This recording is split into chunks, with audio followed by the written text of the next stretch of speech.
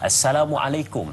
Ketika takbiratul ihram, di manakah sepatutnya dihadirkan niat? Sama ada sedang takbir atau sebelum takbir? Macam mana Ustaz?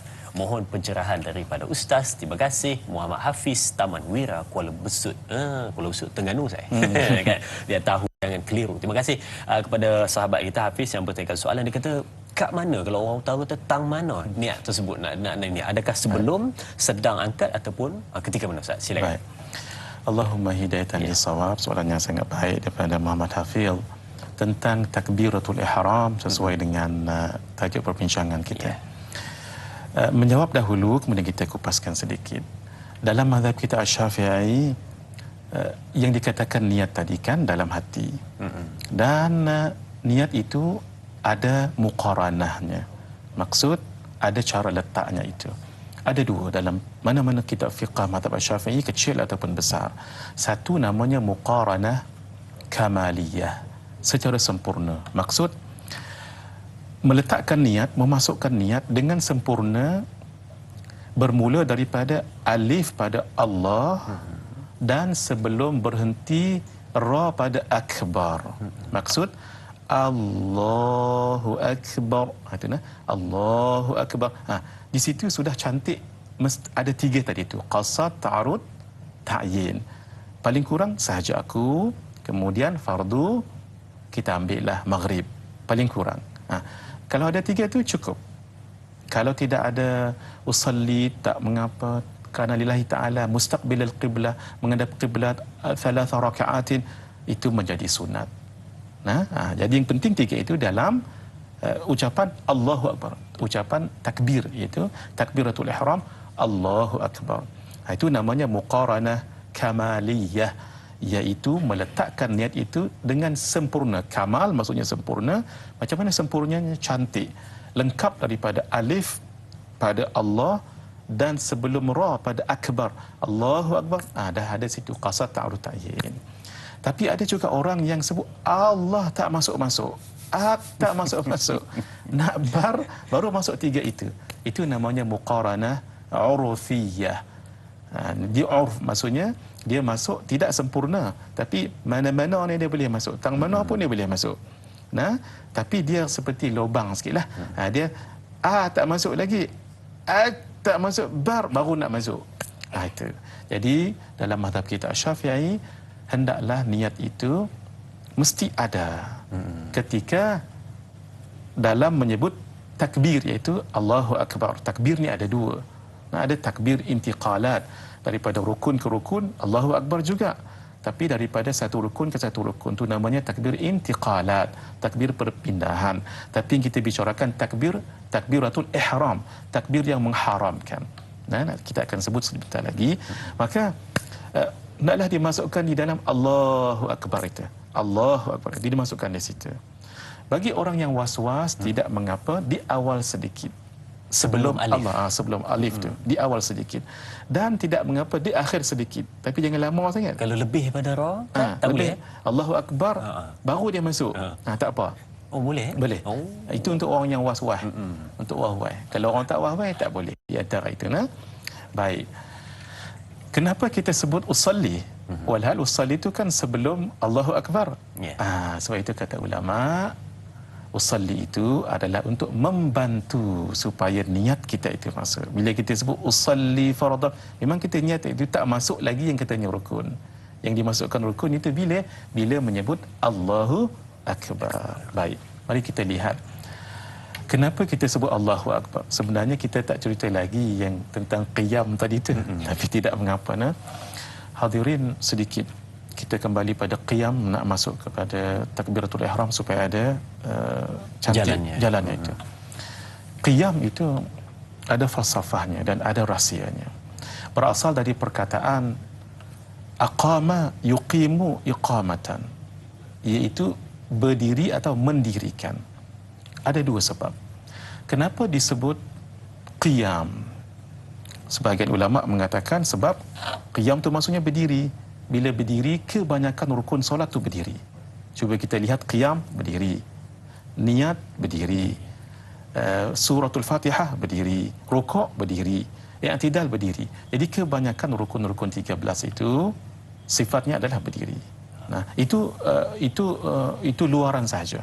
Nah, tetapi yang lebih daripada itu, kenapa disebut qiyam ataupun iqamah?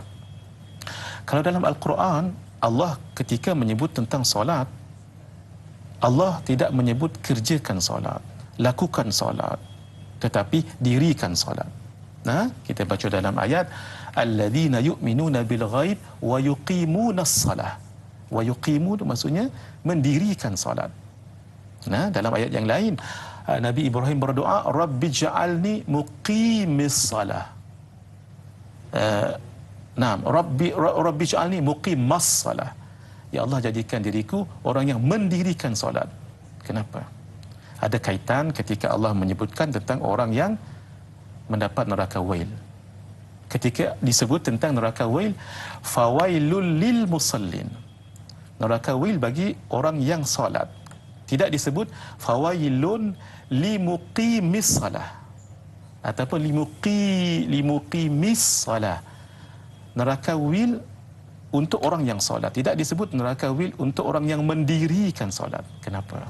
Kata ulama, perkataan iqamah itu, mendirikan itu, iaitu menjaga rukunnya dengan benar, menjaga syarat-syarat sahnya dengan benar, menjaga sunatnya dengan benar, dan bawa dua hakikat solat ketika solat, iaitu hakikat zahir dan hakikat batin.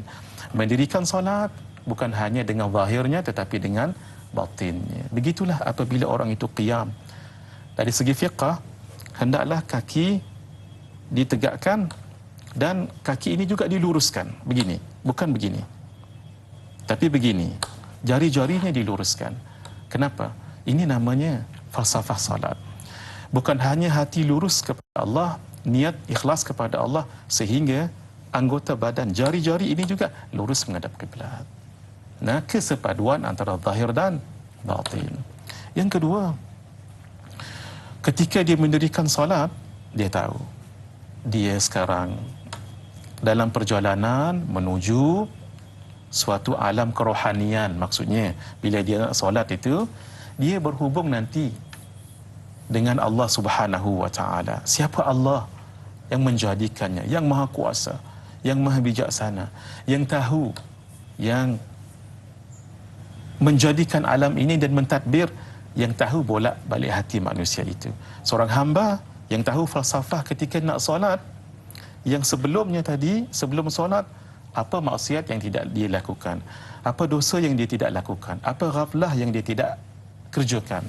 Maka lalu ketika dia datang, seperti mana seorang yang penuh dengan kesalahan dan dosa menghadap seorang yang sangat tahu dan bijaksana, itu baru dalam bahasa manusia. Kalau bahasa Allah, sehingga tahunya Allah itu inkishaf, dalam hatinya tidak ada yang terselindung. Lalu ketika dia menghadapi Allah dalam solat itu, maka dia membawa perasaan malu. Dia rasa hina sangat-sangat. Dia rasa macam kecil, kerdil sangat-sangat. Kenapa? Ini pendosa sudah datang, yang melanggar perintahnya, yang ghaflah padanya, yang tidak ingat padanya, dia bawa dirinya itu. Sehingga ketika dia solat, dia merasakan dirinya sangat kerdil dan hanya mengharapkan belas ihsan daripada Allah Subhanahu wa taala, sehingga berdirinya itu bukan berdiri orang yang sombong, tapi berdiri orang yang fakir, berdiri orang yang mengharapkan pengampunan Allah, berdiri orang yang mengakui segalanya itu miliknya Allah. Nah, sehingga dia tidak lihat dirinya itu besar, sombong, takabur. Yang dilihatnya adalah Allah, sehingga bila dilihat kehinaannya padanya, kekurangan padanya, tidak ada apa padanya, yang besar adalah Allah, maka dizahirkan perasaan hatinya ke lidahnya, Allahu Akbar. Lalu dia merasakan yang paling besar, yang paling agung, yang paling sempurna, tidak lain hanya Allah Subhanahu wa taala. Itu antara kenapa qiyam itu menjadi suatu rukun yang sangat penting. Bukan hanya setakat berdiri begitu sahaja. Berdiri, hati kita sedar yang sekarang kita menghadap yang maha pada segalanya, kuasa dan sebagainya, merasakan diri itu kerdil dan penuh dengan dosa, sehingga bila nanti melantunkan usalli dan mengucapkan Allahu Akbar, sudah kita isbatkan bahawa yang besar itu semua Allah. bukan manusia, bukan dunia dan sebagainya.